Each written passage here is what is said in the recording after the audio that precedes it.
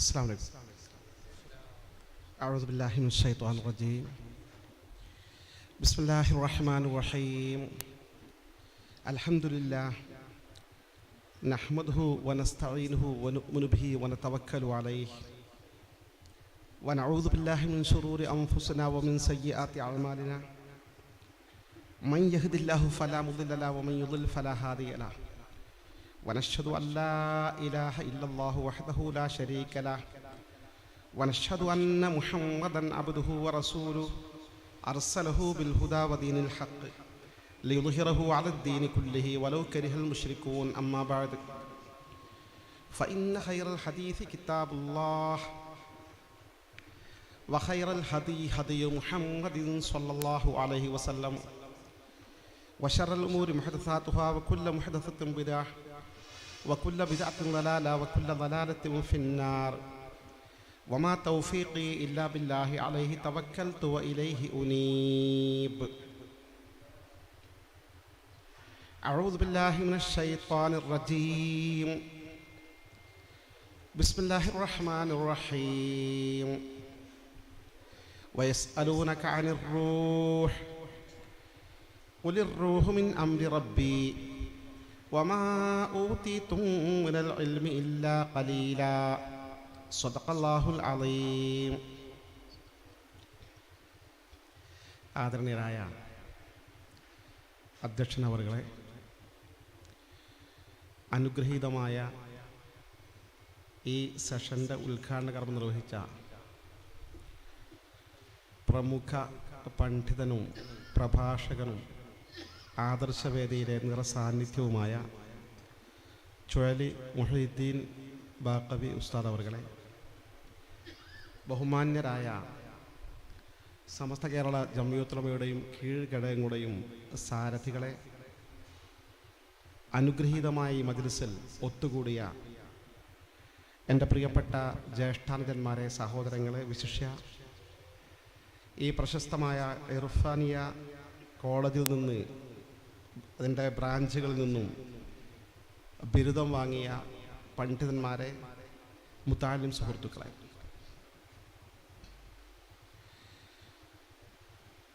അള്ളാഹുവിൻ്റെ അതിമഹത്തായ അനുഗ്രഹത്താൽ നീണ്ട 14 നൂറ്റാണ്ടുകൾക്ക് ശേഷവും ലോകതലത്തിൽ അഹ്ലുസുന്നത്തി വൽ ജമാഅത്തിൻ്റെ ആശയാദർശങ്ങൾ മികച്ചു നിൽക്കുന്നതായാണ് നാം കണ്ടുകൊണ്ടിരിക്കുന്നത്. ലോകത്തെ മഹാഭൂരിപക്ഷം മുസ്ലിം സമൂഹം ഇന്നും ഇസ്ലാമിൻ്റെ സംശുദ്ധമായ പാത അഹ്ലുസുന്നത്തി വൽ ജമാഅത്തിനെ അംഗീകരിച്ചുകൊണ്ടാണ് മുന്നോട്ട് ഗമിക്കുന്നത്.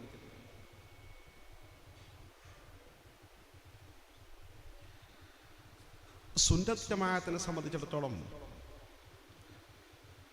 അതിൻ്റെ മാർഗം വിശുദ്ധമാണെന്ന് പ്രഥമ ദൃഷ്ട്യ കാര്യങ്ങൾ വിലയിരുത്തുന്ന ആർക്കും ബോധ്യപ്പെടും. ഇസ്ലാമിൻ്റെ മൂലപ്രമാണങ്ങളായ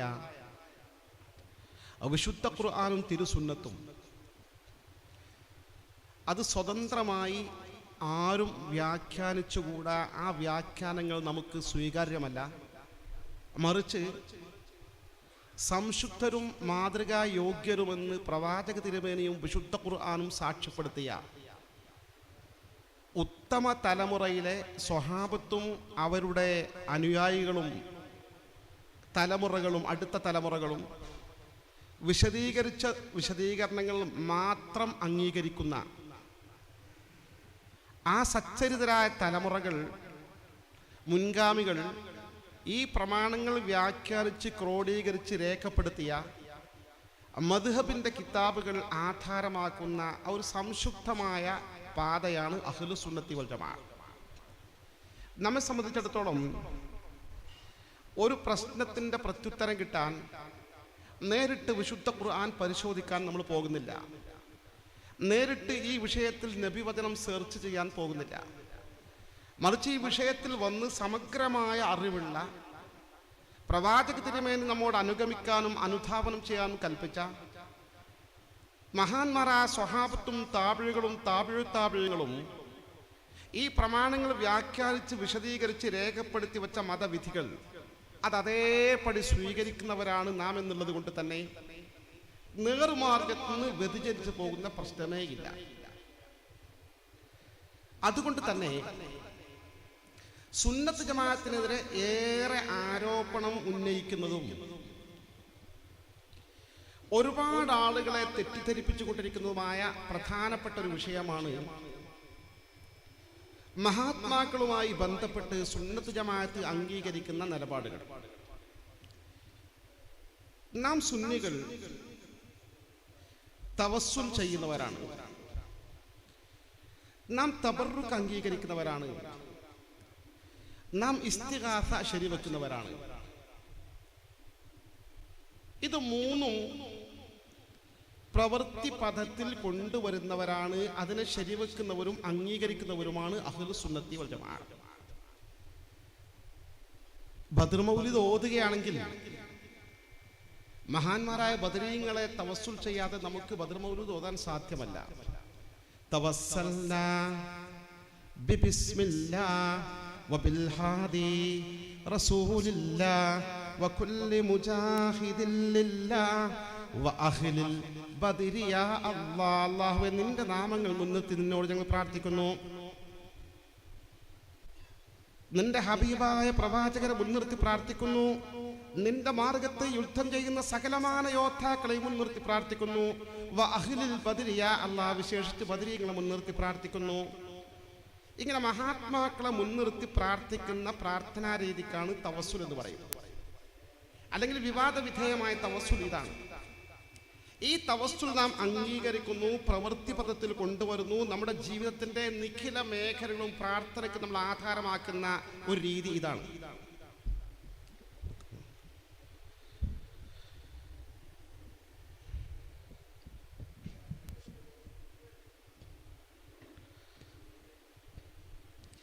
ഞാനതിന്റെ തെളിവുകളിലേക്ക് കടന്നു പോകുന്നില്ല. പ്രകടമായ സ്വഹീഹായ ഹദീസുകൾ ഈ വിഷയത്തിൽ ലഭ്യമാണ്. തബറുക്കും നമ്മൾ അംഗീകരിക്കുന്നു. മഹാത്മാക്കളുടെ അവരുപയോഗിച്ച വസ്തുക്കൾ, അവരുമായി ബന്ധപ്പെട്ട സകലമാന വസ്തുക്കളും അതിനൊക്കെ ഒരു പ്രത്യേകമായ ഒരു ബറക്കത്തുണ്ട്. നമ്മുടെ ദൃഷ്ടിയിൽ കാണാൻ കഴിയാത്ത അഭൗതികമായൊരു പുണ്യമുണ്ടെന്ന് നമ്മൾ ഉറച്ചു വിശ്വസിക്കുന്നു. എന്തിനാണ് നമ്മുടെ മശായിഖമാരെ കൈപിടിച്ച് ചുംബിക്കുന്നത്? എന്തിനാണ് നമ്മൾ അഹ്ലുൽ ബൈത്തിൽപ്പെട്ട മഹാന്മാരുടെ കൈപിടിച്ച് ചുംബിക്കുന്നത്? എന്തിനാണ് നല്ല കാര്യങ്ങൾ അവരെ കൊണ്ട് തുടക്കം കുറിക്കുന്നത്? എന്തിനാണ് അവർ കുടിച്ച ചായയുടെ ബാക്കി നമ്മൾ കുടിക്കുന്നത്? അവരുമായി ബന്ധപ്പെട്ട സകലമാന വസ്തുക്കൾക്കും പുണ്യമുണ്ട്, ഒരു പ്രത്യേകമായ ബറക്കത്തുണ്ട് എന്ന് നമ്മൾ വിശ്വസിക്കുന്നു. ഈ ബറക്കത്തും നമ്മുടെ പ്രതിയോഗികൾ നിരാകരിക്കുന്നു, ഷിർക്കിന്റെ ഗണത്തിലാണ് എണ്ണിയിട്ടുള്ളത്. ഞാൻ അതിന്റെ തെളിവുകളിലേക്കും കടന്നു പോകുന്നില്ല. നമ്മെക്കുറിച്ച് പ്രധാനമായും ആരോപിക്കുന്ന ഒരു വിഷയം, മഹാത്മാക്കളിൽ നിന്ന് മരണാനന്തരം നമ്മൾ നന്മകൾ പ്രതീക്ഷിക്കുന്നു, പ്രയോജനങ്ങൾ പ്രതീക്ഷിക്കുന്നു. ഇതാണ് അടിസ്ഥാനപരമായി ഏറ്റവും അപകടകരമായ തൗഹീദിന് നിരക്കാത്ത ശിർക്കായി നമ്മുടെ പ്രതിയോഗികൾ നമ്മെക്കുറിച്ച് ചിത്രീകരിച്ചു കൊണ്ടിരിക്കുന്നത്.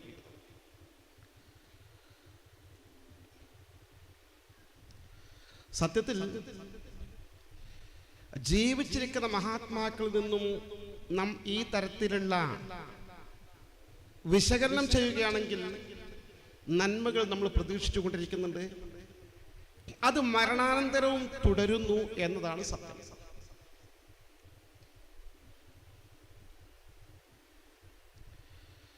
യഥാർത്ഥത്തിൽ ജീവിച്ചിരിക്കുന്ന മഹാത്മാക്കളെ സമീപിക്കുന്നത് പൊതുവെ എതിർക്കപ്പെടാതെ പോകുമ്പോൾ മരണാനന്തരം മഹാത്മാക്കളിൽ നിന്ന് നന്മ പ്രതീക്ഷിക്കുന്നതിനെ അല്ലെങ്കിൽ നന്മ സഹായം ചോദിക്കുന്നതിനെ ഷിർക്കായി ചിത്രീകരിക്കാൻ, തൗഹീദ് നിരക്കാത്തതായി ചിത്രീകരിക്കാനുള്ള പ്രധാന കാരണം മരണത്തോടുകൂടി മനുഷ്യൻ അവസാനിച്ചു പോയി എന്ന മിഥ്യാധാരണയാണ്. മരണത്തോടുകൂടി മനുഷ്യൻ അവസാനിച്ചു പോയിട്ടില്ലല്ലോ. ഈ വിഷയത്തിൽ വിശുദ്ധ ഇസ്ലാമിന്റെ അധ്യാപനം കൃത്യമായി മനസ്സിലാക്കിയാൽ ഒരുപാട് തെറ്റിദ്ധാരണകൾ ദൂരീകരിക്കപ്പെടും. യഥാർത്ഥത്തിൽ മനുഷ്യൻ എന്ന് പറയുന്നത് നമ്മൾ ഈ കാണുന്ന മനുഷ്യൻ ഒരു താൽക്കാലിക സംവിധാനമാണ്. നമ്മളൊരു 10, 60, 70 വർഷം ജീവിക്കുന്ന ഈ മനുഷ്യനുണ്ടല്ലോ, ഈ കാണുന്ന മാംസവും മജ്ജയും രക്തവും തൊലിയും നഖവും മുടിയും എല്ലും ഒക്കെ ഉൾക്കൊള്ളുന്ന ഈ മാംസളമായ ശരീരമുള്ള ഈ മനുഷ്യൻ ഇതൊരു താൽക്കാലിക സംവിധാനമാണ്. ഖലഖഹു മിൻ തുറാബ്, അത് മണ്ണ് കൊണ്ട് സൃഷ്ടിച്ചതാണ്. അത് ഈ മണ്ണിലേക്ക് തന്നെ നമ്മൾ ഇറക്കി വെക്കും. മിൻഹാ ഖലഖ്നാകും വഫീഹാ നുഈദുകും വമിൻഹാ നുഖ്രിജുകും താറതൻ നുഖ്റാ. മനുഷ്യായി മണ്ണിൽ നിന്നെ സൃഷ്ടിച്ചു, മണ്ണിലേക്ക് തന്നെ നിന്നെ തിരിച്ചു കൊണ്ടുപോയി വെക്കുന്നു. ഈ മണ്ണിൽ നിന്ന് നീ വീണ്ടും ഒരിക്കൽ ഉയർത്തെഴുന്നേൽപ്പിക്കപ്പെടും. അത് മണ്ണിന്റെ ഭാഗമായി ലയിച്ചു പോകും. ഇതോടുകൂടി മനുഷ്യൻ ഒരു താൽക്കാലിക സംവിധാനമാണെന്ന് വിചാരിക്കാമോ? കേവലം ഒരു 60, 70 വർഷം ജീവിക്കുന്ന ഒരു സാധാരണ സൃഷ്ടിയാണോ മനുഷ്യൻ? അല്ല. വിശുദ്ധ ഖുർആൻ പഠിക്കുമ്പോൾ, വിശുദ്ധ നബി വചനങ്ങൾ വിലയിരുത്തുമ്പോൾ മനുഷ്യൻ ഒരു പുതിയ 60, 70 വർഷം ജീവിക്കുന്ന ഒരു സൃഷ്ടിയല്ല. മനുഷ്യൻ എത്രയോ മുമ്പ് സൃഷ്ടിക്കപ്പെട്ടിട്ടുണ്ട്. ആദ്യത്തെ മനുഷ്യനായ അബുൽ ബഷർ ആദം അലൈഹിസ്സലാത്തു വസ്സലാം ആദം നബിയോടൊപ്പം സകലമാന ആദമിന്റെ സന്തതികളെയും സൃഷ്ടിച്ചിട്ടുണ്ട്. വഇദ് അഖദ റബ്ബുക മിൻ ബനീ ആദമ ളുഹൂരിഹിം ദുർരിയതഹും, ആദമിന് ജനിക്കാനിരിക്കുന്ന സകലമാന സന്തതികളെയും ആത്മാവുകൾ അല്ലാഹു പുറത്തു കൊണ്ടുവന്ന ഘട്ടം. എന്നിട്ട് നമ്മുടെ ആത്മാവുകളോട് അല്ലാഹു സംവദിക്കുകയാണ്, അലസ്തു ബിറബ്ബിക്കും, ഞാൻ നിങ്ങളുടെ റബ്ബല്ലയോ? അതേ എന്നവർ സാക്ഷ്യം വഹിക്കുന്നു. അങ്ങനെ ഒരു കാലഘട്ടം മനുഷ്യന്റെ ആത്മാവുകൾക്ക് കഴിഞ്ഞു പോയി എന്ന് ഖുർആൻ പറയുന്നു. അപ്പൊ നമ്മൾ ഈ കാണുന്ന ഈ മാംസളമായ ശരീരഭാഗം ഒരു താൽക്കാലിക സംവിധാനമാണെങ്കിൽ, എന്നോ ഒരു കാലത്ത് സൃഷ്ടിക്കപ്പെട്ട മനുഷ്യന്റെ ഏറ്റവും പ്രധാനപ്പെട്ട അവിഭാജ്യ ഘടകമായ ആത്മാവ് നമുക്ക് നേരത്തെ ഉണ്ടായിരുന്നു. ഈ ആത്മാവ് നേരത്തെ സൃഷ്ടിക്കപ്പെട്ടിട്ടുണ്ട്. ഇതൊന്നും കെട്ടുകഥകളല്ല, ദുർബലമായ ഹദീസുകളല്ല, വിശുദ്ധ ഖുർആന്റെ നസ്സാണ്. സുവ്യക്തമായി പറഞ്ഞ യാഥാർത്ഥ്യങ്ങളാണ്. എന്റെയും നിങ്ങളെയും ആത്മാവുകളെ ആൾറെഡി നേരത്തെ സൃഷ്ടിക്കപ്പെട്ടിട്ടുണ്ട്, 10,000 വർഷങ്ങൾക്ക് മുമ്പ്. ആലമുൽ അർവാഹ് എന്ന ആ ലോകത്തെ കുറിച്ച് പറയുന്നു, ആത്മാവുകളുടെ ലോകം. ഇത് ആലമുൽ അജ്സാദാണ്, മനുഷ്യന്റെ ശരീരബന്ധിതമായ ലോകമാണ് ഈ ലോകം. ആത്മാവുകളുടെ ലോകം ഒരു കാലഘട്ടം കഴിഞ്ഞു പോയിട്ടുണ്ട്. ആത്മാവുകൾ മാത്രമായി ഒരുപാട് കാലം ജീവിച്ചിട്ടുണ്ട്. ആ ആത്മാവുകളുടെ ലോകത്ത് നമ്മൾ ജീവിച്ചിരുന്നത് കൊണ്ടല്ല. അതിനെക്കുറിച്ച് ഒരുപാട് ഹദീസുകൾ, ഒരുപാട് സംഭവങ്ങൾ പറയുന്നുണ്ടല്ലോ. സ്വഹീഹായ ഹദീസുകൾ അർവാഹു ജുനൂദും മുജന്നദ. ആത്മാവുകളുടെ ലോകത്ത് ഈ ആത്മാവുകളൊക്കെ കൊച്ചു കൊച്ചു സൈനിക സംഘങ്ങളായിരുന്നു.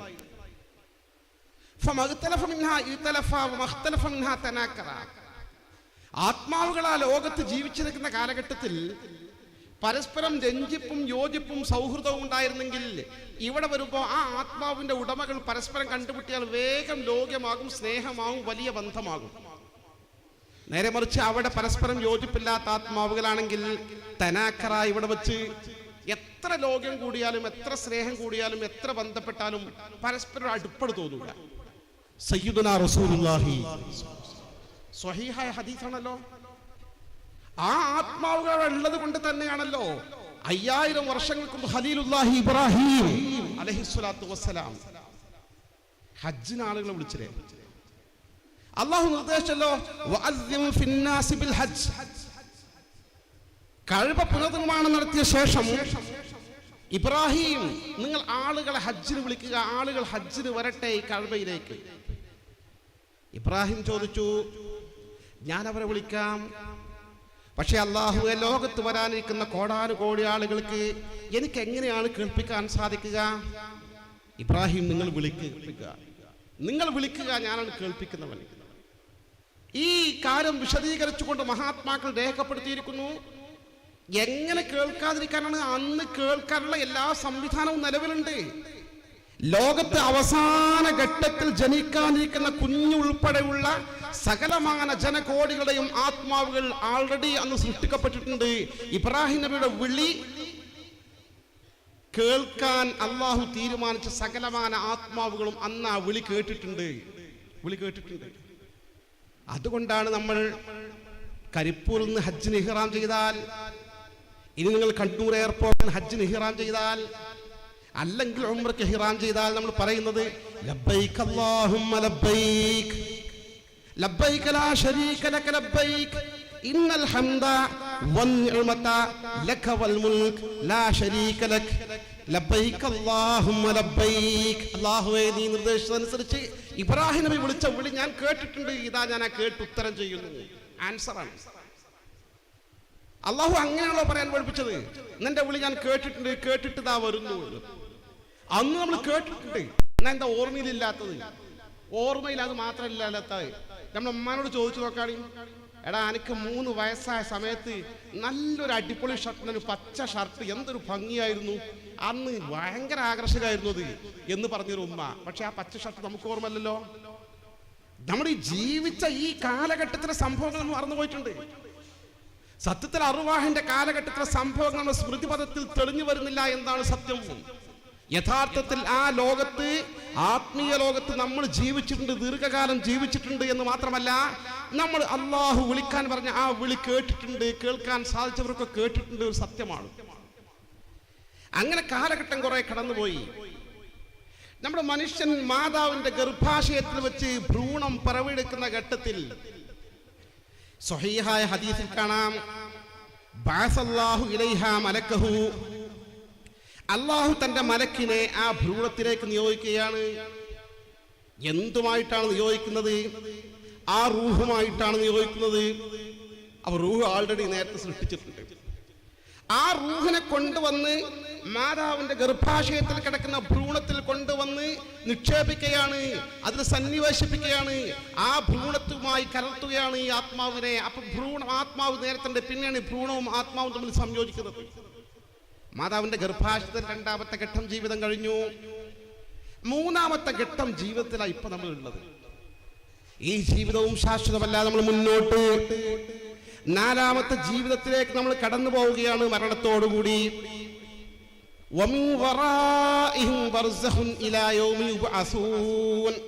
നിങ്ങൾ തൊട്ടു പിന്നിൽ ബർസഖിന്റെ ജീവിതം നിങ്ങളെ കാത്തിരിക്കുന്നു. മറക്കപ്പുറത്തുള്ള ജീവിതം എന്നാണ് അർത്ഥം.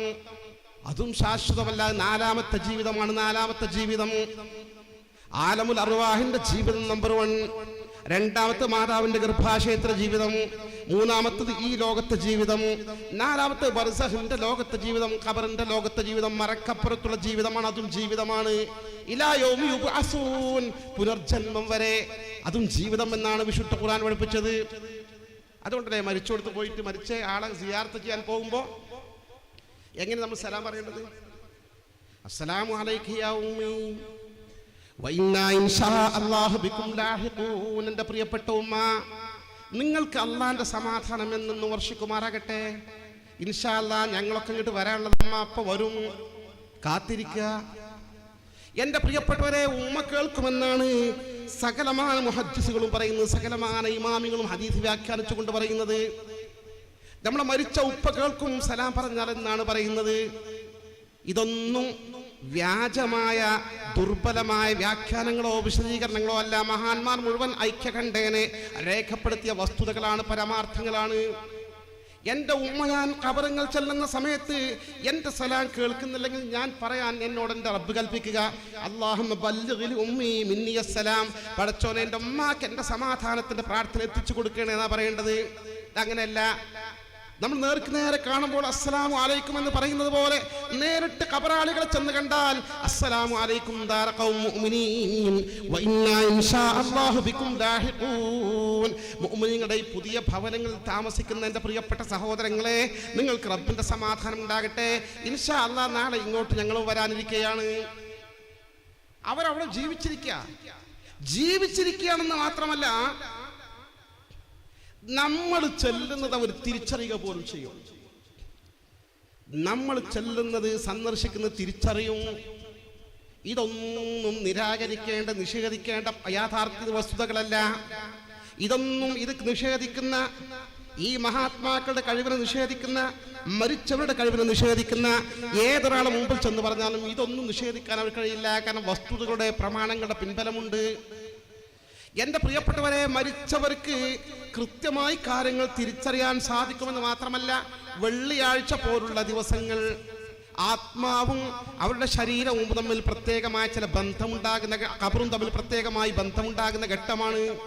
അതുകൊണ്ട് വെള്ളിയാഴ്ച പോലുള്ള ദിവസങ്ങളിൽ എന്തായാലും തിരിച്ചറിയാൻ സാധിക്കുമെന്നാണ് സകലമാന ഹദീസിന്റെ വ്യാഖ്യാതാക്കൾ രേഖപ്പെടുത്തി വച്ചത്.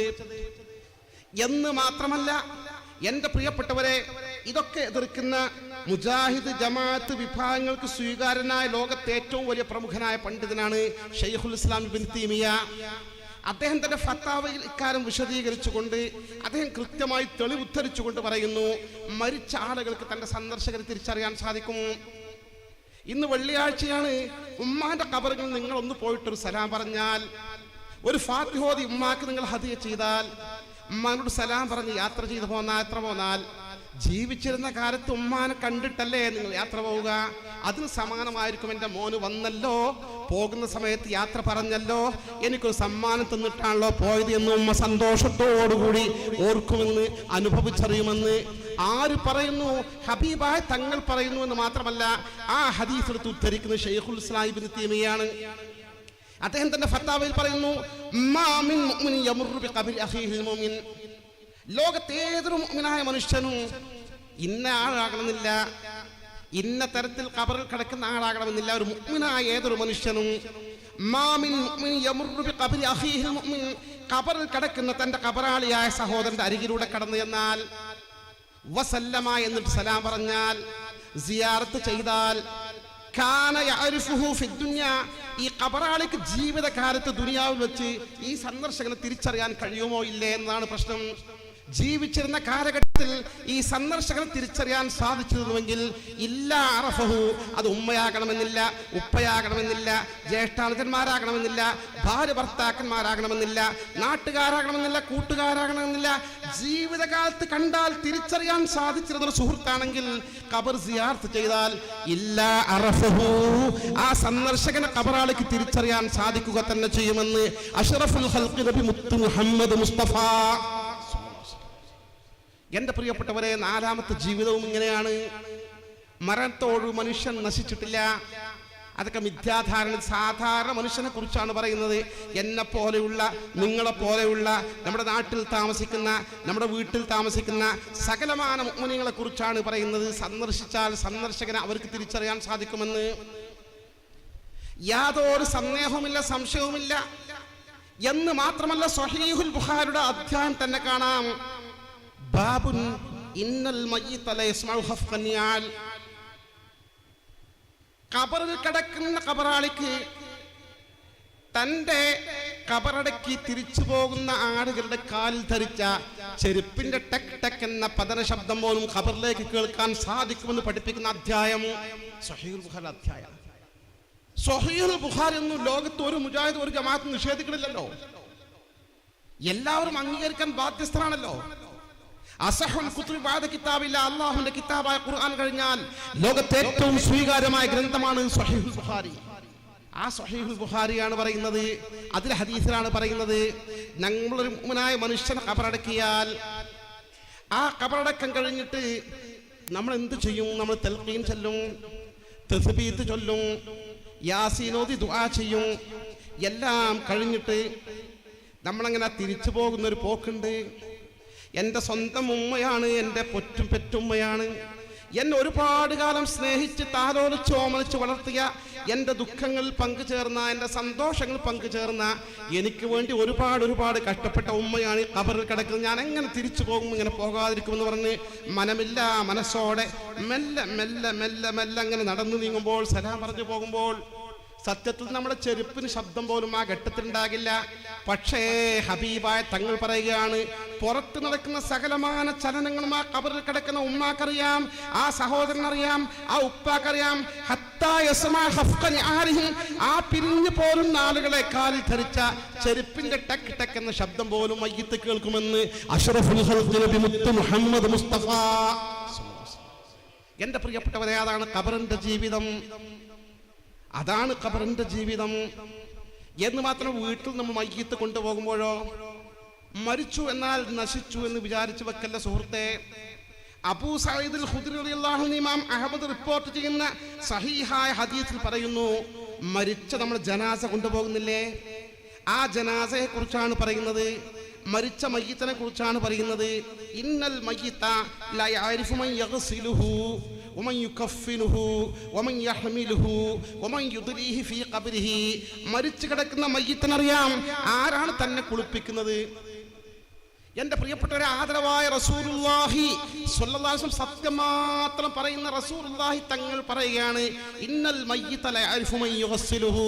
മരിച്ചു കിടക്കുന്ന മയ്യിത്തിനറിയാം ആരാണ് തന്നെ കുളിപ്പിക്കുന്നത്. വമൻ യുകഫിനുഹു, ആരാണ് എന്നെ കഫൻ ചെയ്യുന്നത്. വമൻ യഹ്മിലുഹു, ആരാണ് എന്നെ കട്ടിൽ വെച്ച് ചുമലിലേക്ക് കൊണ്ടുപോകുന്നത് എന്നല്ല. വമൻ യുദ്രീഹി ഫീ ഖബ്രിഹി, ഖബറിലേക്ക് ഇറക്കി വെക്കുന്നത് പോലും ആരാണ് ചുറ്റും കൂടി നിൽക്കുന്നതെന്ന് കൃത്യമായി മയ്യിത്തിന് തിരിച്ചറിയാൻ സാധിക്കുമെന്ന് അഷ്റഫുൽ ഖൽഖ് നബി മുത്ത് മുഹമ്മദ് മുസ്തഫ. എന്റെ പ്രിയപ്പെട്ട, ഖബറിന്റെ ജീവിതം അതാണ് ജീവിതം. സത്യത്തിൽ ജീവിച്ചിരിക്കുന്ന ഒരു മനുഷ്യൻ നിങ്ങൾ സങ്കല്പിച്ചു നോക്ക്. ഖബറിന്റെ ഉള്ളിൽ നമ്മൾ വെച്ചാൽ സങ്കല്പിക്കാമല്ലോ, ജീവിച്ചിരിക്കുന്ന ഒരു മനുഷ്യനെ ഖബറിന്റെ ഉള്ളിൽ വെച്ചിട്ട് ഖബർ എത്രമാത്രം ഭദ്രമാണ്. നമ്മൾ ആ കീഴ്ക്കുഴിയുടെ മീതെ വേറെ കല്ലുകൾ വെച്ചിട്ട് അടുക്കിയിട്ട് എത്ര ഭദ്രമാക്കുന്നുണ്ട്. പിന്നെയാണ് മണ്ണിട്ട് മൂടുന്നത്. ജീവനുള്ള മനുഷ്യനെ ഖബറിന്റെ ഉള്ളിൽ നിന്നുണ്ടെങ്കിൽ നമ്മൾ പുറത്ത് നടന്നു പോവുകയാണെങ്കിൽ നമ്മുടെ ചെരുപ്പിന്റെ ശബ്ദം അതിൻ്റെ ഉള്ളിലേക്ക് കേൾക്കില്ലെന്ന് മാത്രമല്ല, മൈക്ക് വെച്ച് പ്രസംഗിച്ചാലും അതിന്റെ ഉള്ളിലേക്ക് കേൾക്കില്ലല്ലോ. പക്ഷെ മരണാനന്തരം ആത്മാവ് ശരീരവുമായി വേർപെട്ടു, ആത്മാവിന്റെ ലോകത്താണ്. ആ ആത്മാവും ഈ ഖബറും തമ്മിൽ പ്രത്യേകമായ കണക്ഷനാണ്, ലിങ്കാണ്. അതുകൊണ്ട് ജീവിച്ചിരിക്കുന്ന കാലത്തേക്കാൾ മയ്യിത്തിന് കേൾക്കാൻ സാധിക്കുമെന്നാണ് അഷ്റഫുൽ ഖൽഖ് നബി മുത്ത് മുഹമ്മദ് മുസ്തഫ സ്വല്ലല്ലാഹു അലൈഹി വസല്ലം പഠിപ്പിക്കുന്നത്. ഇതൊരു വസ്തുതയാണ്, ഇതൊരു യാഥാർത്ഥ്യമാണ്, അനിഷേധ്യമായ പച്ചപ്പരമാർത്ഥമാണിത്. മരിച്ചു പോയാൽ മനുഷ്യൻ നശിച്ചിട്ടില്ല, ജീവിതം പിന്നെയും തുടരുകയാണ്, അവസാനിച്ചിട്ടില്ല. പിന്നെയാണ് മഹ്ശർ വരാൻ പോകുന്നത്. ഖുർആൻ പറയുന്നു, ലതർകബുന്ന തബഖൻ അൻ തബഖ്. മനുഷ്യരെ, നിങ്ങൾ ജീവിതത്തിൽ ഘട്ടം കഴിഞ്ഞടുത്ത ഘട്ടത്തിലേക്ക് നിങ്ങൾ മാറി മാറി പോയിക്കൊണ്ടിരിക്കുകയാണ്. അങ്ങനെ മുന്നോട്ട് പോകും. ഇപ്പൊ ഖബറിന്റെ ലോകത്താണ് സകലമാന ആളുകളും, അക്കൂട്ടത്തിലാണ് മഹാത്മാക്കളും. ജീവിച്ചിരിക്കുന്ന ആളുകൾക്ക്, സാധാരണ മനുഷ്യർക്ക് ഒരു സന്ദർശകരെ തിരിച്ചറിയാൻ സാധിക്കുമെങ്കിൽ, അവർക്ക് നമ്മൾ ഹദിയ ചെയ്യുന്ന തിരിച്ചറിയാൻ സാധിക്കുമെങ്കിൽ, മഹാത്മാക്കളായ ആളുകൾക്ക് ജീവിച്ചിരുന്ന കാലഘട്ടത്തിൽ എന്തെല്ലാം ചെയ്യാൻ സാധിച്ചിരുന്നോ അതെല്ലാം സ്വാഭാവികമായും സാധാരണക്കാർക്ക് സാധിക്കുമെങ്കിൽ മഹാത്മാക്കൾക്കും സാധിക്കേണ്ടേ സഹോദരന്മാരെ, സാധിക്കുമെന്നാണല്ലോ വിശുദ്ധ ഖുർആൻ തിരുസുന്നത്ത് പഠിപ്പിക്കുന്നത്. എന്താണ് ഇത്ര അത്ഭുതം? ജീവിച്ചിരിക്കുന്ന മഹാത്മാക്കൾ നമ്മൾ സമീപിച്ചാൽ എന്തൊക്കെ അത്ഭുതങ്ങളാണ് സംഭവിക്കുന്നത്. മശായിഖുമാരുള്ള ബന്ധത്തെക്കുറിച്ച് നിങ്ങൾക്ക് ഞാൻ പറഞ്ഞു തരേണ്ടതില്ലല്ലോ. മഹാത്മാക്കളാണെങ്കിൽ, മശായിഖുമാരാണെങ്കിൽ, അള്ളാഹുവിന്റെ ഔലിയാക്കളാണെങ്കിൽ, അള്ളാഹുവിന്റെ ആരിഫീങ്ങളാണെങ്കിൽ അവർക്ക് അള്ളാഹു ചില പ്രത്യേകതകൾ കൊടുത്തിട്ടുള്ള കാര്യം തീർച്ചയാണല്ലോ. നമ്മളൊരു കാര്യം ചെന്ന് പറഞ്ഞാൽ മതി. ആ കാര്യം ചെന്ന് പറഞ്ഞാൽ ഞാൻ ഇങ്ങനെ പ്രതിസന്ധിയിൽ അകപ്പെട്ടിരിക്കുന്നു, ഒരു പ്രയാസത്തിൽ അകപ്പെട്ടിരിക്കുന്നു, എനിക്ക് എന്തെങ്കിലും ഒരു വഴി കാണിച്ചു തരണം എന്ന് പറഞ്ഞാൽ അവരെന്തെങ്കിലും ഒന്ന് ചെയ്യും. ചിലപ്പോൾ ഒരു ദുആ ചെയ്യും, ചിലപ്പോൾ ഒരു വാക്ക് പറഞ്ഞ് ഇങ്ങനെ ചെയ്തോ എന്ന് പറയും, ചിലപ്പോൾ എഴുതിയിട്ട് എന്തെങ്കിലും കയ്യിൽ തരുന്നു, ഇതിന്ന സ്ഥലത്ത് കൊണ്ടുപോയി വെച്ചോ എന്ന് പറയും. എന്ത് പറഞ്ഞാലും ശരി, അവർ നിർദ്ദേശിക്കുന്ന നിർദ്ദേശത്തിന്, അവരുടെ വാക്കുകൾക്ക്, അവരുടെ സൂചനകൾക്ക് ഒരു പ്രതിഫലനം അള്ളാഹു കാണിച്ചു തരുന്നുണ്ടല്ലോ. അത് മഹാത്മാക്കളുടെ പ്രത്യേകതയല്ലേ? അത് മഹാത്മാക്കളുടെ പ്രത്യേകത നമ്മൾ നിരന്തരം ഇന്നും അനുഭവിക്കുന്ന സത്യല്ലേ? ഇത് ലോകത്താർക്കാൻ നിഷേധിക്കാൻ സാധിക്കുക? മുജാഹിദുകൾക്ക് ഈ അനുഭവമില്ല, ജമാഅത്തെ ഇസ്ലാമിക്കാർക്ക് ഈ അനുഭവമില്ല, ബിദഅത്തിന്റെ അഹ്ലുകാർക്ക് ഈ അനുഭവമില്ല. മഹാത്മാക്കൾ കറാമത്ത് ഒരു കിതാബിൽ മാത്രമേ പഠിച്ചിട്ടുള്ളൂ. മഹാത്മാക്കൾക്ക് കറാമത്തുണ്ടെന്ന യാഥാർത്ഥ്യം അനുഭവിച്ചറിയാത്ത ആളുകളാണ് ഇതൊക്കെ നിഷേധിക്കുന്നത്. മഹാത്മാക്കളെ സമീപിച്ച് പറഞ്ഞാൽ അവർക്ക് അള്ളാഹുവിനോട് അംഗീകാരം. അവർ മനസ്സ് വെച്ച് ആത്മാർത്ഥമായി വിചാരിച്ചാൽ പറഞ്ഞാൽ കാര്യം നടക്കും. ഞാൻ എൻ്റെ ഒരൊറ്റ അനുഭവം പറയട്ടെ സഹോദരങ്ങളെ. SKSSF ഒക്കെ രൂപീകരിച്ച ആ കാലഘട്ടം ഏകദേശം 30 വർഷങ്ങൾക്ക് മുമ്പ് സമസ്തയുടെ ഓഫീസ് ഫ്രാൻസിസ് റോഡിലാണ്. നിങ്ങൾക്ക് കോഴിക്കോട് അറിയാം. ആ സമസ്ത ഓഫീസിന്റെ 2 വീടിന്റെ അപ്പുറത്തൊരു വീട്ടിലായിരുന്നു മഹാനായ വലിയുല്ലാഹി CM മടവൂർ നവ്വറല്ലാഹു മർക്കദ. അവരുടെ ദറജയൊക്കെ ഉയർത്തി കൊടുക്കട്ടെ. നമ്മുടെ മശായിഖുമാരൊക്കെ ദറജ അള്ളാഹ് കൂടുതൽ ഉയർത്തി കൊടുക്കുമാറാകട്ടെ. അവരെ ബറക്കത്ത് കൊണ്ട് അള്ളാഹു നമുക്ക് 2 വീട്ടിലും ഇസ്സത്ത് പ്രദാനം ചെയ്യുമാറാകട്ടെ. ഈ മടവൂർ വലിയുള്ള അന്ന് അവിടെ താമസം. ആ കാലഘട്ടം എനിക്കതറിയാം. പക്ഷെ ഞാൻ വ്യക്തിബന്ധമൊന്നുമില്ല. പക്ഷെ എൻ്റെ സ്വന്തം ഗ്രാമത്തിലെ ആദരണീയനായൊരു പണ്ഡിതൻ ഓഫീസിൽ എപ്പോഴും പോകുമല്ലോ. അന്ന് SKSF സെക്രട്ടറി ഞാൻ. അദ്ദേഹം പറഞ്ഞു, മടവൂർ വലിയുള്ള നിങ്ങൾ ഓഫീസിന്റെ അടുത്താണ് താമസം, ഞാൻ കേട്ടു. നിനക്ക് സ്ഥലം അറിയോച്ചു? സ്ഥലം എനിക്കറിയാറുണ്ട്, കാരണം ആൾക്കാർ എപ്പോഴും അവിടെ ക്യൂ നിൽക്കാറുണ്ട്. ഞാനൊരു ദിവസം നിന്റെ കൂടെ വരട്ടെ, എനിക്കൊന്ന് കാണിച്ചു ചോദിച്ചു. ഞാൻ പറഞ്ഞു, ഉസ്താദിട്ട് എനിക്ക് അടുത്ത വ്യക്തിബന്ധമൊന്നുമില്ല, പക്ഷെ സ്ഥലം എനിക്കറിയാം, ഞാനും കാണിച്ചാൽ ഞാനും കൂടാറ്. അദ്ദേഹം പോന്നു. അപ്പൊ അദ്ദേഹം എന്നോട് പറയാൻ നിർബന്ധിതനാണല്ലോ. അദ്ദേഹത്തിന്റെ കേസ് ഇന്നും ജീവിച്ചിരിക്കുന്ന ഒരു വലിയ പണ്ഡിതനാണ്. അദ്ദേഹം പറഞ്ഞു, എനിക്ക് കാര്യമായൊരു വിഷയമുണ്ട് വീട്ടിൽ. നിനക്കറിയാമല്ലോ, എൻ്റെ വലിയ മോളെ കല്യാണം കഴിച്ചത് ഇന്ന ഫൈസിയാണ്. രണ്ടാമത്തെ മോളെ കല്യാണം കഴിച്ചറിയാലോ ഇന്ന കാസിമിയാണ്. അവരൊക്കെ മുദരിസുമാരാണ്. മൂന്നാമത്തെ മോൾക്ക് കല്യാണാലോചന വന്നുകൊണ്ടിരിക്കുന്നുണ്ട്. പക്ഷെ നല്ല ഒരു സങ്കടമുണ്ട്, കല്യാണം നടത്താൻ പറ്റാത്ത സാഹചര്യമുണ്ട്. എൻ്റെ മോള് പേര് പറഞ്ഞു, എനിക്ക് പേര് പറഞ്ഞത് അറിയുന്ന ആളാണ്. വണ്ടൂർ ഹൈസ്കൂളിലാണ് പഠിച്ചിരുന്നത്. സ്കൂളിലേക്ക് പോകുന്ന സമയത്ത് ബസ്സിറങ്ങി നടന്നു വരുന്ന വഴിക്ക് ഒരു പുതിയ ചെരുപ്പ് ധരിച്ച കാരണമാണ് കാലിൽ ചെറിയൊരു മുറിവുണ്ടായി. ആ മുറിവ് പിന്നീട് ഉണങ്ങി അതൊരു വെളുപ്പായി മാറി. പിന്നെ അതൊരു വെള്ളപ്പാണ്ടായി ഇങ്ങനെ പടർന്നു പിടിച്ച് കാലിലൂടെ മൊത്തം കയറിയിട്ടുണ്ട്. കാലിൽ കുറേ സ്ഥലത്ത് വെള്ളപ്പാണ്ട്, കാലിൻ്റെ അടി മൊത്തം വെള്ളപ്പാണ്ടാണ്. ഇത് പറഞ്ഞാൽ കല്യാണം നടക്കില്ല, ആരാലോചിച്ച് കൊണ്ടാലും. പറയാതെ കല്യാണം ചെയ്താലോ കല്യാണം കഴിഞ്ഞ ശേഷം പ്രശ്നമാവും ചെയ്യും. വല്ലാത്തൊരു സങ്കടം. പിന്നെ ഇതുപോലെ ഒരു പണ്ഡിതന്മാരെ കൊണ്ട് കല്യാണം കഴിക്കണമെന്നാണ് എൻ്റെ ആഗ്രഹം.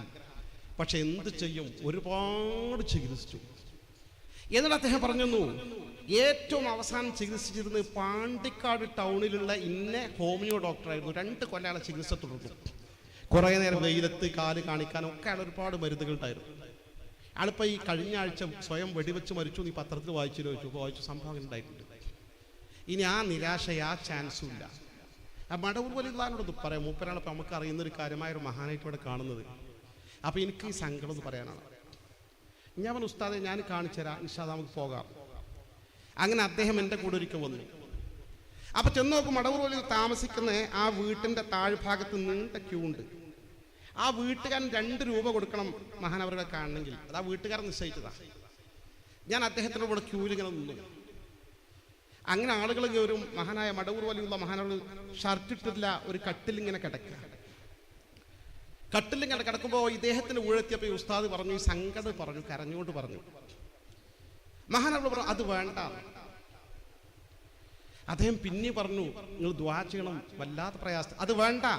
അപ്പോഴേക്ക് തിരക്കിങ്ങനെ വന്നു. മുന്നിക്ക് പതുക്കെ നമ്മളിങ്ങനെ മാറിക്കൊടുക്കണം. കഴിഞ്ഞു നമ്മൾ പോകുന്നു.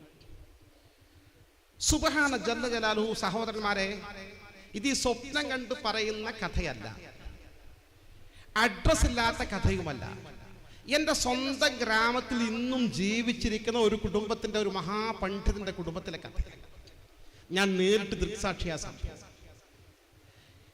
ഈ കുടുംബം, ഇദ്ദേഹം പറയുന്നു, ഒരു 3-4 മാസം കൊണ്ട് ആ വെള്ളപ്പാണ്ട് മാഞ്ഞ് ഇങ്ങനെ കുറഞ്ഞ് ഒന്ന് പതുക്കെ കംപ്ലീറ്റ് സുഖമായി. ആ കുട്ടിയെ 3ാമത് നല്ല ഒരു ഇതുപോലെ പണ്ഡിതനായ ഫൈസിയെ കൊണ്ട് കല്യാണം കഴിച്ചു.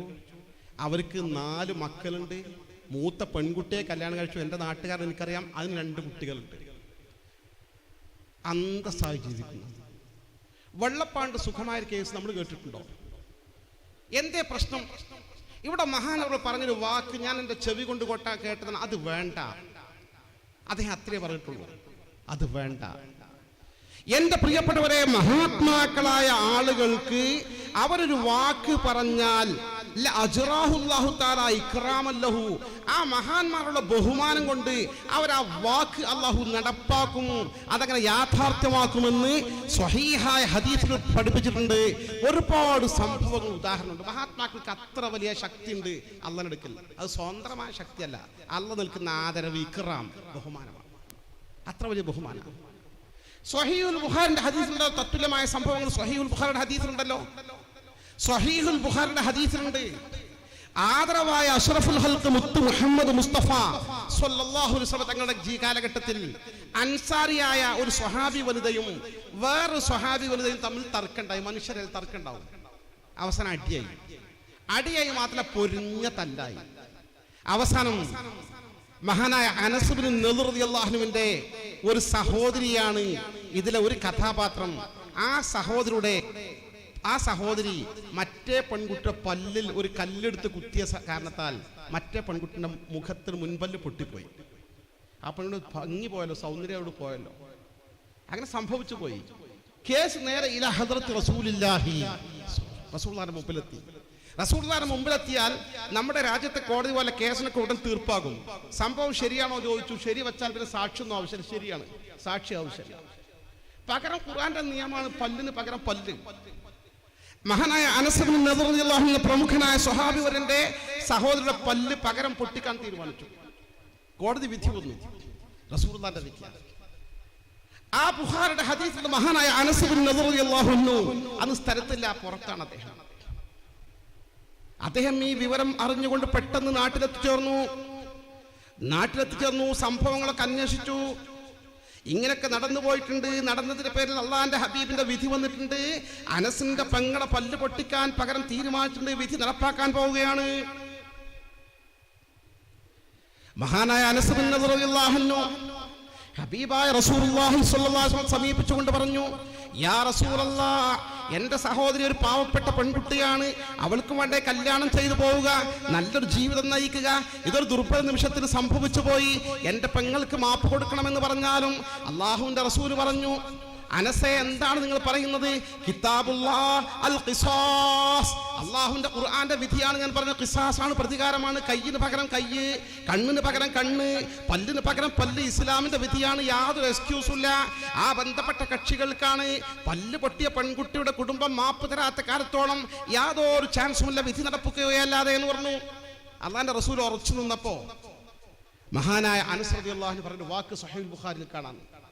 വല്ലാഹി ലാ തുകസ്സറു സനിയതുഹാ യാ റസൂൽ, ഒരു വികാരത്തിന് പറഞ്ഞുപോയി. അള്ളാണ് സത്യം, എന്റെ പെങ്ങളെ പല്ല് പൊട്ടിക്കപ്പെടൂല. അങ്ങനെ നമുക്ക് സ്വന്തക്കാരുണ്ടല്ലോ ഒരു വൈകാരികത. അങ്ങനെ പറഞ്ഞുപോയി. റസൂലുള്ളാഹി തങ്ങൾ, അനസ്, നിങ്ങൾ എന്താണ് ഈ പറയുന്നത്? കിതാബുല്ലാഹ് ഖിസാസുകൾ പറഞ്ഞിട്ട് കാര്യമില്ല. അള്ളാന്റെ റസൂൽ പറയുന്നു, ഖുർആന്റെ നിയമമാണ് ഞാൻ പറഞ്ഞത്. അള്ളാന്റെ ഖുർആന്റെ നിയമം പ്രതികാരം ചെയ്യണം, ആ പല്ല് പൊട്ടിച്ചേ പറ്റൂ. അള്ളാന്റെ റസൂൽ വിധി നടപ്പാക്കാനുള്ള പശ്ചാത്തലം ഒരുക്കി. വിധി നടപ്പാക്കാൻ പോവുകയാണ്. വിധി നടപ്പാക്കാൻ പോകുന്ന ആ ഘട്ടത്തിൽ കൃത്യം വിധി നടപ്പാക്കുന്നതിന് അല്പം മുമ്പ് പല്ല് പൊട്ടിപ്പോയ പെൺകുട്ടിയുടെ കുടുംബാംഗങ്ങൾ, ബന്ധുക്കൾ പ്രവാചക തിരുമേനിയെ സമീപിക്കുകയാണ്. യാ റസൂലല്ലാഹ്, അല്ലാഹുവിന്റെ തിരുദൂതരെ, ഞങ്ങൾ ആ പെൺകുട്ടിക്ക് മാപ്പ് ചെയ്തു കൊടുത്തിരിക്കുന്നു. അവരുടെ മനസ്സ് മാറി, പ്രതികാരം ഒഴിവായല്ലോ. അപ്പൊ അല്ലാഹുവിന്റെ റസൂലിന്റെ മുഖട് വിവരണമായി. അല്ലാഹുവിന്റെ റസൂലിന്റെ മനസ്സിൽ ഓടിയെത്തിയ അനസിന്റെ വാക്ക്, വല്ലാഹി ലാ തുകസ്സറു സനിയതുഹാ യാ റസൂലല്ലാഹ്, അല്ലാഹുവാണ് സത്യം, എന്റെ പെങ്ങളെ പല്ല് പൊട്ടൂല എന്ന് അന്ന് സത്യം ചെയ്ത് പറഞ്ഞില്ലേ? അല്ലാഹുവിന്റെ റസൂൽ പറഞ്ഞു, ഇന്നലില്ലാഹി മൻ, പടച്ച റബ്ബിന് ചില അടിയാറുകളുണ്ട് ഈ ഭൂമിയിൽ, ലൗ അഖ്സം അലല്ലാഹി ലഅബറ, അവർക്കാരും സത്യം ചെയ്ത് ഉറപ്പിച്ചും തറപ്പിച്ചും പറഞ്ഞാൽ അവരോടുള്ള ആദരവ് കൊണ്ട് അല്ലാഹു ആ വാക്ക് അതേപടി നടപ്പാക്കുക തന്നെ ചെയ്യുമെന്ന് അഷ്റഫുൽ ഖൽഖ് നബി മുത്ത് മുഹമ്മദ് മുസ്തഫ. മഹാത്മാക്കളുടെ പ്രത്യേകത ഏതാണ്? മഹാന്മാർക്ക് അല്ലാഹുവിന്റെ അടുക്കൽ അങ്ങനെ ഒരു അംഗീകാരമുണ്ട് സഹോദരന്മാരെ. ഇതൊരു അനിഷേധ്യമായ യാഥാർത്ഥ്യമാണ്. എത്രയോ സംഭവങ്ങൾ മഹാത്മാക്കളുമായി ബന്ധപ്പെട്ട ആളുകൾ അനുഭവിച്ചിരിക്കുന്ന ആളുകൾ ഈ കൂട്ടത്തിലുണ്ടാവുമല്ലോ. ജീവിച്ചിരിക്കുന്ന മഹാത്മാക്കൾക്ക് നമ്മൾ ഈ അനുഭവങ്ങൾ അനുഭവിച്ചുകൊണ്ട് കണ്ടുകൊണ്ടിരിക്കുന്നു. മഹാനായ മർഹൂം ശൈഖുന ചാപ്പനങ്ങാടി ബാപ്പു മുസ്ലിയാർ നവറല്ലാഹു മർഖദഹുവിന്റെ ദറജ അല്ലാഹു ഉയർത്തി കൊടുക്കുമാറാകട്ടെ. എൻ്റെ പ്രിയപ്പെട്ടവരെ, സമസ്ത കേരള ജംഇയ്യത്തുൽ ഉലമയുടെ അഭിവന്ദനായ നായകനായിരുന്ന ഉസ്താദ് KT മാനു മുസ്ലിയാർ 10 വർഷങ്ങൾക്ക് മുമ്പ് വഫാത്തായി പോയി. അള്ളാഹു അവരുടെ ദർജ ഉയർത്തി കൊടുക്കുമാറാകട്ടെ. ഞാൻ ആ സ്ഥാപനവുമായി ബന്ധപ്പെട്ട ആളുമാണ്. ഉസ്താദിന്റെ മകളെ കല്യാണം കഴിച്ചിട്ടുണ്ട്. ഉസ്താദ് വഫാത്താകുന്നത് വരെ കരുവാരകുണ്ട് ദാറുന്നജാത്ത് ഇസ്ലാമിക് എന്ന സ്ഥാപന സമുച്ചയം അതിന്റെ കാര്യങ്ങളൊക്കെ അദ്ദേഹം തന്നെ നേരിട്ട് നോക്കി നടത്തും. വഫാത്തായ ഉടനെയുള്ള ആദ്യത്തെ വാർഷികം നമ്മൾ ആരൊക്കെ വിളിക്കുക, വലിയ ചർച്ചയും കാര്യമൊക്കെ നടക്കുന്ന കൂട്ടത്തിൽ സ്ഥാപനത്തിന് വരുമാനം നിന്നു പോകാൻ പാടില്ല, നമ്മൾ കുറച്ച് പുതിയ ആൾക്കാരെ കണ്ടെത്തുക എന്ന് പറഞ്ഞിട്ട് മലപ്പുറം ജില്ലയിൽ പ്രശസ്തനായ ഒരു ധർമ്മിഷ്ഠനായ ഒരു സാധാരണക്കാരനായ ഒരു മനുഷ്യനാണ് ചെമ്മുക്കൻ കുഞ്ഞാപ്പു ഹാജി. നമ്മുടെ സംഘടനാ രംഗത്ത് സുന്നി മഹൽ ഫെഡറേഷന്റെ ടോപ്പ് സ്ഥാനത്ത് അദ്ദേഹം ഉള്ളത്. അള്ളാഹു അദ്ദേഹം ദീർഘായുസും ആഫിയത്തും ആരോഗ്യവും നൽകി അനുഗ്രഹിക്കുമാറാകട്ടെ. അദ്ദേഹത്തെ ചെന്ന് ഒന്ന് കാണുക, സമ്മേളനത്തിന് ക്ഷണിക്കുക, എന്നാൽ എന്തെങ്കിലും കാര്യമായ സമ്മേളനത്തിന് വരുമ്പോൾ കിട്ടും, അങ്ങനെ നിയ്യത്തുണ്ട്. മൊയ്തീൻകുട്ടി ഫൈസി വാക്കോടും ഞാനും ഞങ്ങൾ 2 പേരും അദ്ദേഹത്തെ കാണാനായി പോയി ക്ഷണിക്കാനായി പോകുന്ന വഴിക്കാണ് ചാപ്പനങ്ങാടി ബാപ്പുസ്ലാരെ മക്ബറ. ഞങ്ങൾ സിയാറത്ത് ചെയ്തു. അദ്ദേഹം പറഞ്ഞു 3 യാസീനോട് അവിടുന്ന് ഉസ്താദ് ഇവിടെ വന്നാൽ 3 യാസീനോദലുണ്ട്. ചാപ്പനങ്ങാടി ബാപ്പുസ്ലാർ ഈ സ്ഥാപനത്തിന്റെ ആദ്യത്തെ പ്രസിഡന്റ്. അങ്ങനെ നേരെ സിയാറത്തൊക്കെ ചെയ്തിട്ട് അദ്ദേഹത്തിന്റെ വീട്ടിൽ ചെന്നു, സംസാരിച്ചൊക്കെ ഇരുന്നു. ചായ കഴിക്കുമ്പോൾ പറഞ്ഞു, ഇങ്ങനെ ബാപ്പുസ്ലാർ സിയാർത്ത് ചെയ്താൽ പോരുന്നത്. അപ്പോൾ ബാപ്പുസ്ലാർ ഞാൻ നല്ല ബന്ധമായിരുന്നു പറഞ്ഞു. ആ ബന്ധമായിരുന്നു എന്ന് പറഞ്ഞ കൂട്ടത്തിൽ എനിക്ക് ഇത്തരം കാര്യങ്ങളൊക്കെ പറയാൻ വലിയ ജിജ്ഞാസ. ഞാൻ വെച്ചു ബാപ്പുസ്ലാർ വല്ല അനുഭവം ഉണ്ടോ, വലിയ മഹാനായിരുന്നല്ലോ ഉപരി, വലിയ അനുഭവം ഉണ്ടോ വെച്ചു. ഒരുപാട് അനുഭവങ്ങളുണ്ട്. അദ്ദേഹം പറഞ്ഞ സംഭവങ്ങൾ നമുക്ക് പറയാൻ പറ്റില്ല, ഒരൊറ്റ സംഭവം മാത്രമേ. അദ്ദേഹം പറഞ്ഞു, ഞാൻ സിനിമ നടൻ ആഗ്രഹിക്കുന്ന ആൾ, നല്ല സമ്പന്നനാണ്, നല്ല സുമുഖൻ. അപ്പോഴും ഇന്ന് ഈ വഴിക്ക് ഇങ്ങനെ ദീനിയായി എത്തിച്ചത് ബാപ്പുസ്ലാരുടെ വാക്കാണ്. ആ സംഭവമൊക്കെ അദ്ദേഹം പറഞ്ഞു. ഞാൻ ഉദ്ദേശിച്ച സംഭവം, അദ്ദേഹം പറഞ്ഞ ഒരു സംഭവം, എനിക്ക് ഹൃദയാഘാതം ഉണ്ടായി 1979 എന്നാണ് ഞാൻ ഓർക്കുന്നത്. കറക്റ്റ് വർഷപ്പൻ്റെ ചിന്തയില്ല. അദ്ദേഹം അന്ന് പറഞ്ഞ സംഭവമാണ്. അറ്റാക്ക് ഉണ്ടായിട്ട് അന്ന് കോഴിക്കോട് ഇത്ര പ്രശസ്തമായ ഹോസ്പിറ്റലിൽ തൃശ്ശൂരിലേക്കാണ് എന്നെ കൊണ്ടുപോയത്.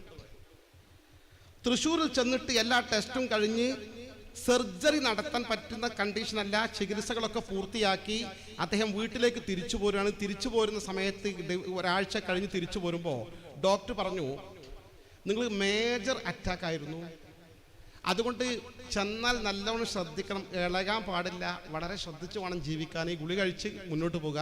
ഇനി ഇത്ര ദൂരം യാത്ര ചെയ്ത് നിങ്ങൾ തൃശ്ശൂർക്ക് വരണ്ട, കോഴിക്കോട് ഇന്ന ഡോക്ടറെ കണ്ടാൽ എഴുത്തു കൊടുത്തു, ആ ഡോക്ടർ ബാക്കി മരുന്ന് തരുന്നു. ആ പറഞ്ഞ പോലെ ഞാൻ എൻ്റെ വീട്ടിൽ വന്ന് ശ്രദ്ധാപൂർവം ജീവിച്ചു. കോഴിക്കോട് ഡോക്ടറെ കാണാൻ പോകുന്ന ആദ്യത്തെ ദിവസമാണ് നാളെ. ചാപ്പനങ്ങാടി ബാപ്പുസ്ലാരുടെ വീട്ടിൽ ഏകദേശം 2-3 കിലോമീറ്റർ അപ്പുറത്താണ്. അദ്ദേഹത്തിന് നല്ല ബന്ധമാണ് കുഞ്ഞാപ്പോജിക്ക്. കുഞ്ഞാപ്പോജി ഒരാളെ പറഞ്ഞു വിട്ടു, അവിടെ യാത്ര പോകാൻ പറ്റൂല, നടക്കാൻ പറ്റൂല, കയറാൻ വണ്ടിയിൽ വല്ല ആവശ്യമില്ലാതെ യാത്ര ചെയ്യാൻ പറ്റില്ല, ഇളകാൻ പറ്റില്ല പറഞ്ഞാലേ. അദ്ദേഹം ഒരാളെ പറഞ്ഞു വിട്ട് സലാം പറഞ്ഞയച്ചു. കുഞ്ഞാപ്പു നാളെ കോഴിക്കോട് ഡോക്ടർ ആദ്യമായിട്ട് കാണാൻ പോകാണ്, ദുആ ചെയ്യണം എന്ന് പറഞ്ഞു വിട്ട ആളോട് അദ്ദേഹത്തിനോട് നേരിൽ പറഞ്ഞ സംഭവം. അദ്ദേഹം പറഞ്ഞു, ചെന്നിട്ട് കുഞ്ഞാപ്പോജി ഇങ്ങനെ നാളെ കോഴിക്കോട് ഡോക്ടറെ കാണാൻ പോകാൻ ദ്വാരക്കം പറഞ്ഞിട്ടുണ്ടായിരുന്നു, കുഞ്ഞാപ്പനോട് ഇതിലെ വരാൻ പറയാം. അപ്പം എനിക്ക് ധൈര്യമായി. മൂപ്പര് പറഞ്ഞല്ല അതിൽ ചെല്ലാൻ. പോകുന്ന വഴിക്ക് കാറവിടെ നിർത്തിയിട്ട് കുറച്ച് നടക്കണം മൂപ്പരെ വീട്ടിലേക്ക്. സത്യത്തിൽ ഇളകാൻ പാടില്ല. ഞാൻ നടന്ന് ചെന്ന് അവിടെ ഇരുന്നു. കുറേ ആളുകളൊക്കെ ഉണ്ട്. കുഞ്ഞാപ്പച്ചനോട് വിവരങ്ങളൊന്നും ചോദിച്ചില്ല. അല്ല, ചാപ്പങ്ങാടി ഉസ്താദ് നേരെ വീട്ടിൻ്റെ ഉള്ളിലേക്ക് പോയിട്ട് കുറച്ച് കഴിഞ്ഞ് നല്ല ഒരു സ്ട്രോങ് ചായ ഒരു ഗ്ലാസ് നിറയെ കൊണ്ട് 2 കൈ കൊണ്ട് പിടിച്ച് ഇങ്ങനെ കൊണ്ടുവന്നിട്ട് ഇത് മുഴുവനോട് കുടിച്ചില്ല. മഹാൻ തന്നല്ല, ഞാൻ മുഴുവൻ കുടിച്ചു നോക്കുമ്പോൾ ഒരു മുക്കാ ഗ്ലാസ് ചായ, ബാക്കിയൊക്കെ ചായപ്പൊടിയാ. ഇതിപ്പോൾ എന്താ മൂപ്പര് പറഞ്ഞത് മുഴുവൻ കുടിച്ചില്ല, ഞാൻ ചായപ്പൊടി ഇങ്ങനെ കുടിക്കാതെ ഞാൻ ചായപ്പൊടി കുറച്ച് എടുത്ത് അതൊക്കെ വടിച്ച് തുടച്ച് ഞാനത് തിന്ന് തീർത്തു. കുറച്ച് കഴിഞ്ഞ് മൂപ്പര് വന്നിട്ട് ഗ്ലാസ് മൂപ്പരെന്നെ വാങ്ങി, ഇതൊക്കെ കുടിച്ചില്ലേ ചോദിച്ചു. അവിടുന്ന് എല്ലാം കുടിക്കാനല്ലേ പറഞ്ഞത് തന്നു. ഒരു ഗ്ലാസ് കൊണ്ടുപോയി വെക്കും ചെയ്തു. അന്നാനി പൊയ്ക്കോളി എന്നാണ്. ഒരു 4444 നാരിയത്ത് സ്വലാത്ത് തങ്ങളെ പേരിലോട് ചൊല്ലിക്കോളി, ഇനി പോയിക്കോളി അറിഞ്ഞു. സലാം പറഞ്ഞിറങ്ങി. ഞാനിങ്ങനെ കുറച്ച് നടന്ന് കുറച്ച് അപ്പുറത്തേക്ക് എത്തിയപ്പോൾ കാറിൻ്റെ അടുത്തേക്ക് എത്തിയിട്ടില്ല. ഒരു ഭയങ്കര വിളി മൂപ്പര്, കുഞ്ഞാപ്പു. പടച്ചോനെ, എന്താ അബദ്ധം സംഭവിച്ചത്? ഇനി ആ രോഗത്തിന് ആശുപത്രിക്ക് പോകണ്ട, പോയിക്കോളി. ഒരൊറ്റ വാക്കാണ്. കുഞ്ഞാപ്പാതി വരെ കോഴിക്കോട് ഈ പറഞ്ഞ ഡോക്ടറെ അടുത്ത് ഞാൻ വന്നിട്ട് ഒരു ഹാർട്ട് രോഗിക്കുള്ള എല്ലാ ചെക്കപ്പും TMT അങ്ങോട്ടും ഇങ്ങോട്ട് കുറേ ചികിത്സ ഉണ്ടല്ലോ, ഓരോ ടെസ്റ്റുകൾ ഉണ്ടല്ലോ, ഇതെല്ലാം നടത്തി നോക്കി. ഡോക്ടർ ഈ ഫയലൊക്കെ കിട്ടിയിട്ട് എല്ലാ റിസൾട്ടും ഡോക്ടർ ഇരുന്ന് ചിരിക്കുകയാണ്. നിങ്ങൾക്ക് ഈ പറഞ്ഞ ഒരു രോഗത്തിൻ്റെ ലക്ഷണമൊക്കെ നിലവിലില്ല. നിങ്ങൾക്ക് കാണാൻ ഞാൻ ഒരേ ഒരു കുഴപ്പം, മരുന്ന് ആവശ്യമില്ല, നിങ്ങൾ കുറച്ച് തടി കൂടുതലാണ്, നിങ്ങൾ ഓടുക, ചാടുക, കിളക്കുക, നീന്തുക, ഇങ്ങനത്തെ പരിപാടിയൊക്കെ ചെയ്യണം. ഇതുവരെ ഡോക്ടർ ഇളകാൻ പാടില്ലായിരുന്നേ ഡോക്ടർ. ഇദ്ദേഹം പറയാണ്, അന്ന് തൊട്ട് ഇന്ന് വരെ എനിക്ക് പിന്നെ ഹൃദയത്തിൻ്റെ കേസ് ഉണ്ടായിട്ടില്ല. ഇന്നും ജീവിച്ചിരിക്കുന്ന മനുഷ്യൻ. എൻ്റെ പ്രിയപ്പെട്ടവരെ, നിങ്ങൾ ഓർക്കണം, ഹൃദയാഘാതമുണ്ടായൊരു മനുഷ്യന് ബൈപ്പാസ് സർജറി കഴിഞ്ഞാലും 10-12 വർഷത്തിലകം കുഴപ്പമില്ലാതെ പോയ ആളുകളുണ്ടോ? അവസാനം എന്തായാലും ആ രോഗത്തിനാ മരിച്ചു പോകരുത്. ഇത് 979 കഴിഞ്ഞിട്ട് എത്ര പതിറ്റാണ്ടുകൾ പിന്നിട്ടു. ഇന്നും ആ മനുഷ്യൻ അരോഗ ദൃഢഗാത്രനായി ജീവിച്ചുകൊണ്ടിരിക്കുന്നു. കളവ് പറയുന്ന മനുഷ്യനെ ഞാൻ അദ്ദേഹത്തെ ഉദ്ധരിക്കൂല. ജമ്മുക്കൻ കുഞ്ഞാപ്പു ഹാജിയാണ് സുന്നി മഹല്ല് ഫെഡറേഷന്റെ സംസ്ഥാന ജനറൽ സെക്രട്ടറി പോസ്റ്റിൽ അദ്ദേഹത്തെ വെച്ചിട്ടുള്ളത്. ദാറുൽ ഇസ്ലാമിക് യൂണിവേഴ്സിറ്റിയുടെ ജനറൽ സെക്രട്ടറി പോസ്റ്റിൽ അദ്ദേഹത്തെ വെച്ചിട്ടുള്ളത്. ദീനിയായ വളരെ സൂക്ഷ്മമായി ജീവിക്കുന്ന ഒരു നല്ല മനുഷ്യൻ. അദ്ദേഹത്തെ നിർബന്ധിച്ച് കോട്ടക്കൽ മുനിസിപ്പാലിറ്റിയിലേക്ക് മത്സരിപ്പിച്ചപ്പോൾ അദ്ദേഹത്തിന് കോൺഗ്രസോ മാർക്സിസ്റ്റോ BJP ഒരു പാർട്ടി എതിരില്ല, എല്ലാവരും മൂപ്പരോ ഒക്കെ. അങ്ങനത്തെ മനുഷ്യനെ സർവ്വസമ്മതനായ സുസമ്മതനായ മനുഷ്യനാണ് ചമ്മുക്കൻ കുഞ്ഞാപ്പായി. അള്ളാഹു ഇനിയും ദീർഘായുസ്സും ആഫിയത്തും ആരോഗ്യം അനുഗ്രഹിക്കുമാറാകട്ടെ. ഞാൻ പറഞ്ഞ മഹാന്മാരെ വാക്കഥ. എന്റെ പ്രിയപ്പെട്ടവരെ, ജീവിതകാലത്ത് മഹാത്മാക്കൾക്ക് ഇങ്ങനെ സാധിച്ചിരുന്നുവെങ്കിൽ സാധാരണക്കാരായ മനുഷ്യർക്ക് ജീവിതകാലത്ത് എന്ന പോലെ തിരിച്ചറിവുണ്ടെങ്കിൽ മഹാത്മാക്കൾക്ക് എന്തായിരുന്നാലും അവരുടെ മരണാനന്തരം തിരിച്ചറിവുണ്ടാകുമെന്ന കാര്യം ഉറപ്പാണല്ലോ. എന്തിനാണ് നമുക്കിത് സംശയത്തിന്റെ ഭാഗം എവിടെയാണ്? ജീവിച്ചിരുന്ന കാലഘട്ടത്തിൽ മഹാത്മാക്കളെ സമീപിച്ചുകൊണ്ട് ഒരു കാര്യം പറഞ്ഞാൽ, ഒരു പ്രശ്നം അവതരിപ്പിച്ചാൽ, ആ പ്രശ്നത്തിന് ഒരു പരിഹാരം പറയുമ്പോൾ ആ പരിഹാരം അള്ളാഹു നടപ്പാക്കുന്നുണ്ടെങ്കിൽ, ആ പ്രശ്നത്തിന് വേണ്ടി 2 കൈകളും ഉയർത്തിക്കൊണ്ട് അള്ളാഹുനോട് അവർ പ്രാർത്ഥിച്ചാൽ ആ പ്രാർത്ഥനയ്ക്ക് അള്ളാഹ് ഇജാബത്ത് കൊടുക്കുന്നുണ്ടെങ്കിൽ, വഫാത്തിന്റെ ശേഷവും നമ്മൾ അവരെ സമീപിച്ചാൽ, ആ സമീപിച്ച കാര്യം അറിയിച്ചാൽ, അവർക്ക് റബ്ബിലേക്ക് കൈതിരിച്ചാൽ, റബ്ബിലേക്ക് കൈ ഉയർത്തിയാൽ, അല്ലെങ്കിൽ റബ്ബിലേക്ക് തവജ്ജുഹ് ചെയ്താൽ പോരെ. അള്ളാഹുവേ, ജീവിതകാലത്ത് എന്നെ വളരെ പ്രതീക്ഷ അർപ്പിച്ചുകൊണ്ട് ഒരുപാട് കാര്യങ്ങൾ വന്നപ്പോൾ ഞാൻ നിന്നോട് പറഞ്ഞിട്ടുണ്ട്, കാര്യങ്ങൾ യാഥാർത്ഥ്യമാക്കി കൊടുത്തിട്ടുണ്ട്. ഇത്ര ദൂരെ നിന്ന് എന്നെ സിയാറത്ത് ചെയ്യാൻ വന്നിരിക്കുന്നത് ഇന്ന സങ്കടം വെച്ചുകൊണ്ടാണ് റബ്ബേ, അത് പരിഹരിച്ചു കൊടുക്കണേ എന്ന് ആത്മീയമായി അള്ളാഹുലേക്ക് ഒന്ന് തിരിഞ്ഞാൽ ഇവരുടെ കാര്യം അള്ളാഹു യാഥാർത്ഥ്യമാക്കി കൊടുക്കില്ലേ? അതല്ലേ മഹാത്മാക്കളിൽ നിന്ന് മരണാനന്തരം സംഭവിച്ചുകൊണ്ടിരിക്കുന്ന സഹായങ്ങൾ. ഇതെന്താ അത്ര അത്ഭുതം? ഒന്ന് ജീവിച്ചിരിക്കുന്ന മഹാനെ നമ്മൾ നേരിട്ട് കാണുന്നു, പറയുന്നു. മരിച്ചുപോയ മഹാനെ നേരിട്ട് കാണുന്നില്ല, അദ്ദേഹത്തിന് നമ്മളെ കാണാൻ, നമുക്ക് അദ്ദേഹത്തെ കാണുന്നില്ല. ജസ്റ്റ് ഒരു മറ, ബർസഖ്, ഈ ഒരു വ്യത്യാസമേ. അവർ കേൾക്കുന്നുണ്ടല്ലോ, അവർ തിരിച്ചറിയുന്നുണ്ടല്ലോ. ഈ കാലത്തിൽ യാതൊരു സന്ദേഹത്തിനും സംശയത്തിനും ഇടമില്ലാത്ത വിധം അതാ നമ്മുടെ മദ്ഹബിന്റെ കിതാബായ ഏറ്റവും പ്രധാനപ്പെട്ട മുഫ്താബിഹായ കിതാബാണല്ലോ തുഹഫ. ആ തുഹഫയുടെ ഷർവാനിൽ രേഖപ്പെടുത്തി വച്ചിരിക്കുന്നു കൃത്യമായി മഹാത്മാക്കൾ മരണാനന്തരം എന്ത് ചെയ്യുമെന്ന്. എന്റെ പ്രിയപ്പെട്ടവരെ, തുഹഫയുടെ വ്യാഖ്യാനമായ ഷർവാനിയിൽ സുന്നത്ത് ജമാഅത്തിനെ അംഗീകരിക്കുന്ന ഒരാൾക്കും ഒരു സംശയവും വരില്ലല്ലോ. ലോകത്ത് ആധികാരികമായ മുഫ്താബിഹായ കിതാബായി നമ്മൾ ആധാരമാക്കുന്ന, അവലംബമാക്കുന്ന കിതാബാണ് ആ കിതാബിൽ പറയുന്നു സിയാറത്തിനെ കുറിച്ച്. അമ്മാനി നഹ്വി ദുആ, മരിച്ചവർക്ക് വേണ്ടി ദുആ ചെയ്യാണെങ്കിൽ ഫതുസന്നു ലികുല്ലി മുസ്ലിം. ഏത് മുസ്ലിമിന്റെ ഖബറും പോയി സിയാറത്ത് ചെയ്തു, ഏത് മുസ്ലിമിന്റെ ഖബറും സിയാറത്ത് ചെയ്യുക, ഫാത്തിഹ അല്ലാഹുമ്മ ഗഫിർ ലഹു വർഹംഹു പ്രാർത്ഥിക്കാം, ഒക്കെ സുന്നത്താണ്. ഇത് പറഞ്ഞിട്ട് ഷർവാനിൽ പറയുന്നു അമ്മാലി തബറുക്. എന്നാൽ ബറക്കത്ത് ഇങ്ങോട്ട് കിട്ടാനാണെങ്കിലോ, പുണ്യം ഇങ്ങോട്ട് കിട്ടാനാണെങ്കിലോ, ഉദ്ദേശം സഫലമാകാനാണെങ്കിലോ, ഫതുസന്നു ലി അഹ്ലിൽ ഖൈർ. എന്നാൽ അഹ്ലുൽ ഖൈറിന്റെ ഖബർ നോക്കി സിയാറത്ത് ചെയ്യണം. അവിടെ CM മടവൂരിന്റെ ഖബർ സിയാറത്ത് ചെയ്യണം. മഹാനായ സയ്യിദ് അബ്ദുറഹ്മാൻ ബാലവി തങ്ങളുടെ ഖബർ സിയാറത്ത് ചെയ്യണം. മഹാനായ കന്യാല മൗലാ ശൈഖിന്റെ ഖബർ സിയാറത്ത് ചെയ്യണം. മഹാനായ ശംസുൽ ഉലമ EK ഉസ്താദിന്റെ ഖബർ സിയാറത്ത് ചെയ്യണം. മഹാനായ ഖാജ മുഈനുദ്ദീൻ ചിശ്തിയുടെ ഖബർ സിയാറത്ത് ചെയ്യാൻ പോകണം. ഹബീബായ കരളിന്റെ കഷ്ണമായ മുത്ത് മുഹമ്മദ് മുസ്തഫ സ്വല്ലല്ലാഹു അലൈഹി വസല്ലം റൗള ശരീഫ് സിയാറത്ത് ചെയ്യാൻ പോകണം. കാര്യങ്ങൾ നേടണമെന്ന ഉദ്ദേശമെങ്കിൽ മഹാത്മാക്കളെ ഖബർ സിയാറത്ത് ചെയ്യണം. ഇത് പറഞ്ഞിട്ട് ഷർവാനിൽ പറയാൻ കാരണം നിശ്ചയം മഹാത്മാക്കൾക്ക് അള്ളാഹു നൽകിയിരിക്കുന്നു. ഫീ ബറാസിഹിം, ജീവിതകാലത്തെന്ന പോലെ അവർ ബർസഖിന്റെ ലോകത്തും ഖബറിന്റെ ലോകത്തും അല്ലാഹു അവർക്ക് കൊടുത്തിരിക്കുന്നു. തസറുഫാത്തിൻ, കാര്യങ്ങൾ കൈകാര്യം ചെയ്യാനുള്ള ശേഷികൾ കൊടുത്തിരിക്കുന്നു. കാര്യങ്ങൾ തസറുഫാത്തിൻ ബഹുവചനായിട്ടാണ് പറഞ്ഞത്. ധാരാളം കാര്യങ്ങൾ കൈകാര്യം ചെയ്യാനുള്ള കഴിവല്ല അവർ കൊടുത്തിട്ടുണ്ട്. ഓ ബറക്കാത്തിൻ, ബറക്കത്തുകൾ നൽകാനുള്ള കഴിവല്ല കൊടുത്തിട്ടുണ്ട്. ലാ യുഹ്സാ അദദുഹാ, അതിന്റെ എണ്ണം ക്ലിപ്തപ്പെടുത്തപ്പെടാനാകാത്ത വിധം അനിയന്ത്രിതമായി കാര്യങ്ങൾ ഇടപെടാനുള്ള ശേഷിയും കഴിവും അല്ലാഹു അവർക്ക് നൽകിയിരിക്കുന്നുവെന്ന് ആധികാരികമായി മുഫ്താബിഹിയായ കിതാബായ തുഹ്ഫയുടെ ഷർവാനിയിൽ പറയുന്നു. അവർക്ക് അല്ലാഹു അങ്ങനെ കൊടുത്തിട്ടുണ്ട്.